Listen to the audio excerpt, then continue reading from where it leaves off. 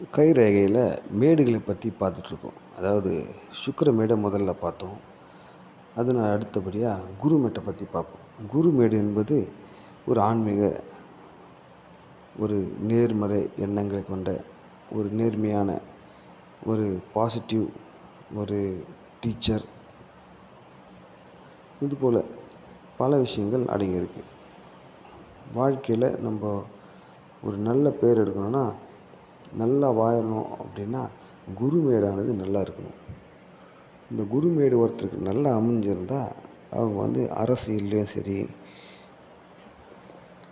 செய்யக்கூடிய இடத்துலையும், வேலை செய்யக்கூடிய இடத்துலையும் சரி, அந்த ஊர்லேயும் சரி, நல்ல ஒரு மதிப்பு மரியாதையோடு இருக்கக்கூடிய நபராக இருப்பாங்க.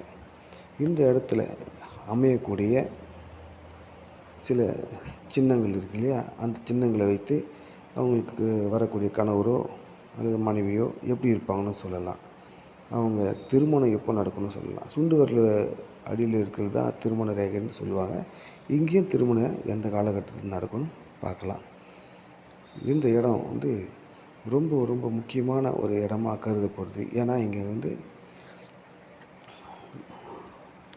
சாலமோன் ரிங் ஆஃப் சாலமோன் அப்படின்றது ஃபார்ம் ஆகுது.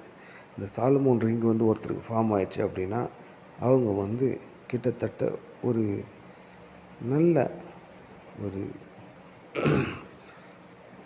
தலைவராக, சிந்தனைவாதியாக,